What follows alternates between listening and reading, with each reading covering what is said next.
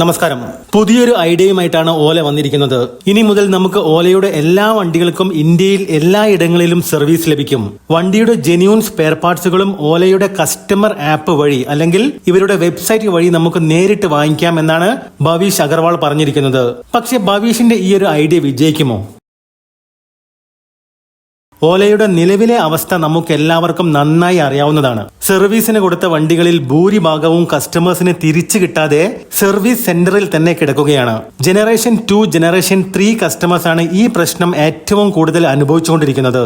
കാരണം ജനറേഷൻ 1നേക്കാൾ കൂടുതൽ കംപ്ലൈന്റുകൾ ഉള്ളത് ജെൻ 2ലും 3ലുമാണ്. സത്യം പറഞ്ഞാൽ പലർക്കും ഓലയോടുള്ള വിശ്വാസം നഷ്ടപ്പെട്ടു കഴിഞ്ഞു. അത് മാത്രമല്ല, ഈ കമ്പനി പൂട്ടിപ്പോവുമോ എന്ന പേടിയും ഒരുപാട് പേർക്കുണ്ട്.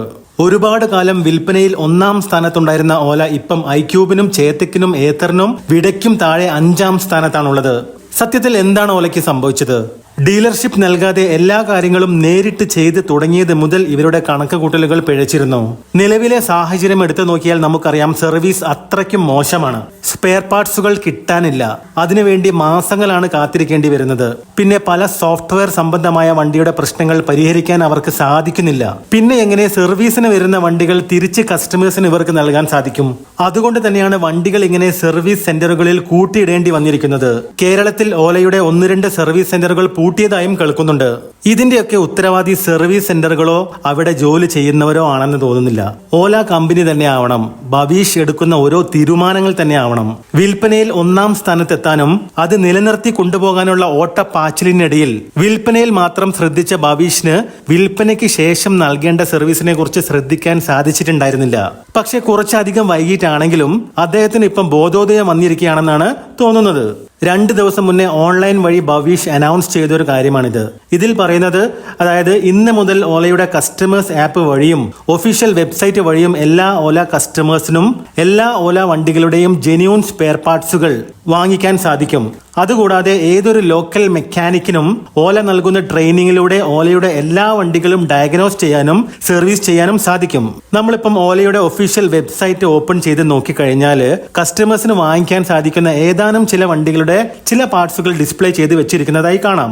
പതുക്കെ പതുക്കെ എല്ലാ മോഡൽ വണ്ടികളുടെയും പാർട്സുകൾ അപ്ഡേറ്റ് ആവുമെന്നാണ് കമ്പനിയുടെ ഭാഗത്തു നിന്നും നമുക്ക് അറിയാൻ സാധിച്ചത്.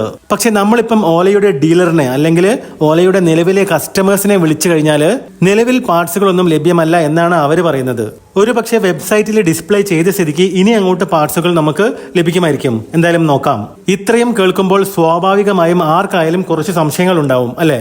ഓലയുടെ വെബ്സൈറ്റിൽ നിന്ന് അല്ലെങ്കിൽ ഇവരുടെ ആപ്പ് വഴി പാർട്സുകൾ വാങ്ങി നമുക്ക് ലോക്കൽ വർക്ക്ഷോപ്പിൽ കൊണ്ടുപോയി ഫിക്സ് ചെയ്യാൻ സാധിക്കുമോ? അങ്ങനെ നമ്മൾ ചെയ്തു കഴിഞ്ഞാൽ വണ്ടിയുടെ വാറന്റി നഷ്ടപ്പെടുമോ? അതുമാത്രമല്ല, കാര്യമായ വല്ല ടെക്നിക്കൽ ഇഷ്യൂസും ഉണ്ടായാൽ അത് ഡയഗ്നോസ് ചെയ്യാനും സർവീസ് ചെയ്യാനും നമ്മൾ ഓലയുടെ സർവീസ് സെന്ററിൽ തന്നെയല്ലേ പോവേണ്ടത്? അതിന് ലോക്കൽ വർക്ക്ഷോപ്പിൽ പോകാൻ സാധിക്കുമോ?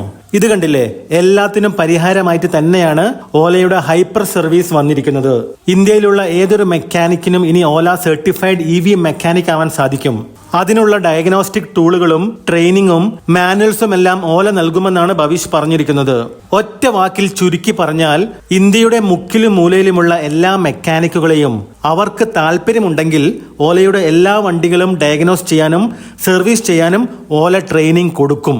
ഇതിനു മുമ്പും ചെറിയ രീതിയിൽ ഓല ഇത്തരത്തിൽ ചെയ്തിട്ടുണ്ടെങ്കിലും ഇത്തവണ ഇന്ത്യയിൽ മുഴുവൻ ഇത് പ്രാവർത്തികമാക്കാനാണ് പദ്ധതി ഇട്ടിരിക്കുന്നത്. ഇനിയിപ്പം ഈ കാര്യത്തിൽ വാറന്റിയുടെ കാര്യം നോക്കുകയാണെങ്കിൽ, നമ്മൾ സർവീസ് ചെയ്യുന്നത് ഏത് ലോക്കൽ സർവീസ് സെന്ററിൽ നിന്നാണെങ്കിലും അവർക്ക് ഓലയുടെ ട്രെയിൻഡ് സർട്ടിഫിക്കറ്റ് ഉണ്ടായിരിക്കണം. അവരെടുത്ത് മാത്രമേ ഡയഗ്നോസ്റ്റിക് ടൂൾസ് ഉണ്ടാവുകയുള്ളൂ. അല്ലാത്ത പക്ഷം നമുക്ക് വാറന്റി നഷ്ടപ്പെടാനുള്ള സാധ്യതയുണ്ട്. എന്തായാലും ഇതത്ര വളരെ പെട്ടെന്ന് നടക്കാൻ പോകുന്ന ഒരു കാര്യമാണെന്ന് തോന്നുന്നില്ല. സമയമെടുക്കും. കാരണം എല്ലാവരെയും പണി പഠിപ്പിക്കണം. ഇനിയിപ്പോൾ പണി പഠിച്ചാലും ഡയഗ്നോസ്റ്റിക് ചെയ്യാനുള്ള ടൂൾസ് വാങ്ങിച്ചാലും വളരെ പ്രധാനപ്പെട്ടത് സ്പെയർ പാർട്സിന്റെ ലഭ്യതയാണ്. അത് എത്രത്തോളം പെട്ടെന്ന് നൽകാൻ സാധിക്കുന്നു എന്നതിനെ അനുസരിച്ചിരിക്കും ഈ ഒരു ഐഡിയ വിജയിക്കുന്നത്. ഇനിയും നിങ്ങൾക്ക് സംശയം ഉണ്ടായേക്കാം, അതായത് ഈ ഒരു ഓല സർട്ടിഫൈഡ് ട്രെയിനിങ് മെക്കാനിക്കുകൾക്ക് മാത്രമാണോ ലഭിക്കുക, അതോ എല്ലാവർക്കും ലഭിക്കുമോ? ഇനി ഇത് എല്ലാവർക്കും ലഭിക്കുകയാണെങ്കിൽ എന്താണ് മിനിമം ക്വാളിഫിക്കേഷൻ? ഈ ട്രെയിനിങ് അറ്റൻഡ് ചെയ്യാൻ കാശ് വല്ലതും നൽകേണ്ടി വരുമോ, അതോ ഫ്രീ ആണോ? ഓൺലൈൻ ട്രെയിനിങ് ആണോ, അതോ പ്രാക്ടിക്കൽ സെക്ഷൻസ് ഉണ്ടാവുമോ?